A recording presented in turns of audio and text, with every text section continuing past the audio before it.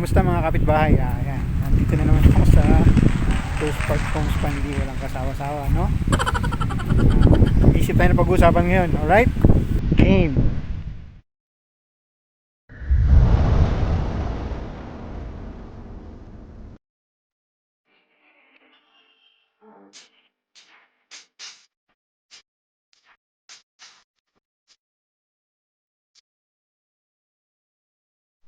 Yan, nandito ako sa unang model, dito sa Pandi, Bulacan.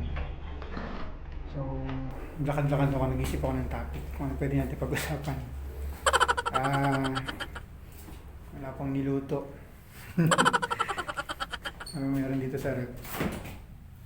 Ako, walang laman.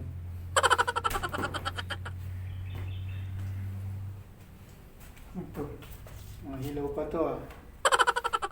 Okay, pag-usapan na lang natin kung sakali OFW ka, then gusto mo mag-invest. Siyempre, nakakatakot yun. Paano ka mag-invest na sa ibang bansa ka? Tapos ang kausap mo, local, nandito sa Pilipinas. Actually, hindi naman po yun ganun kahirap. Pinadali pa nga namin yung process ng application or ng reservation. First Park Homes Pandi. Ongoing na yung land development.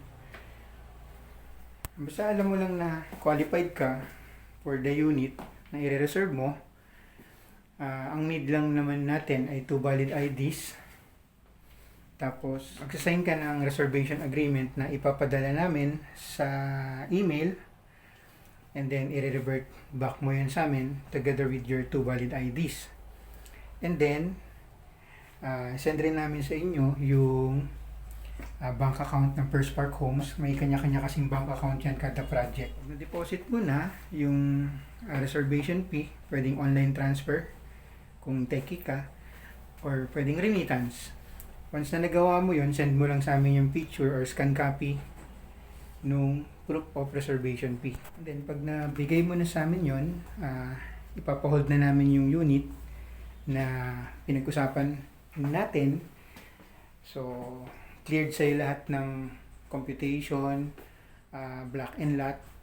Napag-usapan na natin yan bago mangyari yung pag-deposit or pag-reserve mo ng unit para cleared tayo. Pag na-hold na natin yung unit, you have 1 month to comply or 20 days to comply the bank requirements. Ano yun? For OFW, kailangan natin job contract or certificate of employment with compensation. 3 months pay slip. Proof of remittances kung meron. Ipapadala kayo sa pamilya nyo, much better. Mapadala nyo rin sa amin yung copy. Kung married ka, kailangan rin namin ng marriage certificate. Kung single ka naman, certificate of no marriage or yung SENOMAR. Sa ngayon, na-apply yan online. So, huwag ka rin problema dahil nandiyan ka, hindi mo kayang kumuha. Pwede ka kumuha online. Then, syempre, OFW ka, kailangan mo mag-appoint ng contact person or yung tinatawag natin attorney in fact. Syempre, relatives mo, anak mo, asawa mo, na pwede natin kausapin dito sa Pilipinas.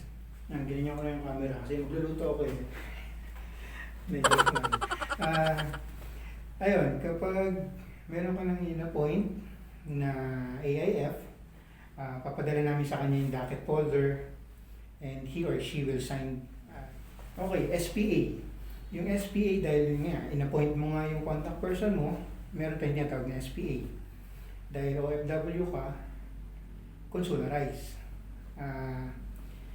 Ipapakonsularize mo yun doon sa embassy kung saang bansa ka nag-work. Yan. Tapos sa payment terms, yung down payment mo, kasi nga naka-installment down payment tayo dahil pre-selling pa yung mga units natin dito sa First Park Homes,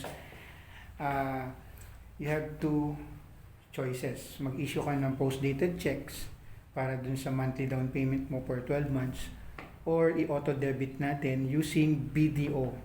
BDO lang po yung bangko namin for auto-debit down payment. Yun. Banyo seryo.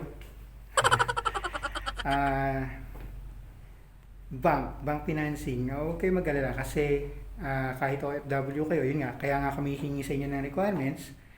Kasi ipapa-pre-approve natin yan sa bank. Ang gagawin namin, sasabit namin yung requirements nyo sa bank, and then wait na lang tayo ng call nila for pre-approval. Again, hindi po magsasabay si down payment at si monthly amortization. Tatapusin muna natin yung down payment na 12 months, and then on the 13th month, doon mag-start yung bank financing or yung monthly amortization. Sa bank naman, meron kaming binibigay sa computation, sa sample computation namin, meron kaming binibigay na estimated monthly amortization. Actually, estimated lang talaga yon. Naka-base yun sa 8.88%. So, mataas yun. Kasi sa bank naman natin ngayon, dito sa Pilipinas, nagre-range lang ng 7.25, 7.5% fixed for 3 years.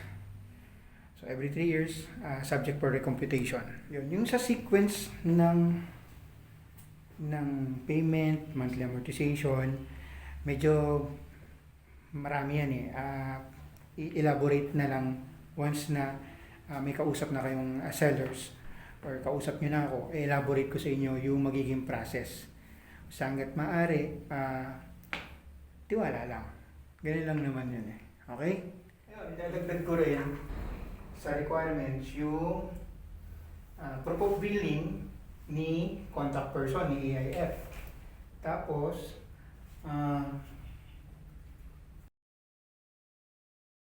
thank you for not stating.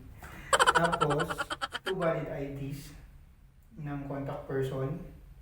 Kung married, valid IDs rin ng asawa. Ano ba? Yun lang naman. Madali lang, sobrang madali lang. Basta importante lang, ang advice ko lang, kung sakali mag-i-invest kayo, mga OFWs natin dyan sa abroad, makipagtulungan din lang kayo, bumili kayo bahay, di ba? Nag-invest kayo, hindi porkit nagbayad kayo, yun na yun. Makipagtulungan kayo sa amin. Bigyan nyo sa amin yung requirements, mga kailangan naming documents, forward namin sa bank, magiging smooth yung lahat ng transaction. Okay? Ayun, nakigulo ako dito sa bahay na to. Hindi ko naman bahay, pero hopefully, no, magkaroon din ako ng ganitong bahay.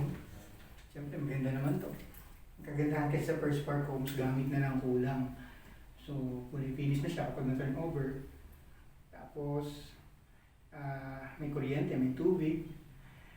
Nabigay ko naman yung details yan. Panoorin nyo na lang yung mga old videos ko, old vlogs ko. Kalista mid, kalista end. Ito kasi nasa una model ako, medyo maluwag dito. Okay? May mga terms akong binabanggit. If ever na gusto nyong i-clear or i-clarify, pwede nyo po ako i-PM. Pwede nyo po ako i-direct message. Meron po akong FB page, meron din itong YouTube channel ko. Pwede rin po kayo mag-comment. Okay? Sa ngayon, that's all. Welcome and congratulations sa inyong reservation sa ating First Park Homes. For other concerns, yung regarding sa bank financing, kung sakaling hindi ka ma-approve or ano bang qualification, meron po akong naunang video na pwede nyo panoorin para masagot yung mga tanong nyo, okay? Yan, ganun lang naman, kadali. Hindi po mahirap. Nasa pag-explain lang yan, pag-intindi na lang no scenario sa reservation or sa investment. Nandito ako sa binili kong bahay. Hinahanap ko yung mga manok na kawala. Yun. Una model to, yung nasan ako. Yan. Una model. Single attach. Wala pa akong video nito pero soon gagawin ko rin kayo ng video niyan. And dumating na yung client ko, so stop na muna natin yung video, and yun nga, pag may questions kayo, PM lang kayo. Madali naman ako lapitan, guys. Alright? Thank you. Again, kapag hindi cleared, pwede naman mag-message, mag-PM. Meron akong FB page. Yun, usap tayo, kapitbahay. Alright? Game.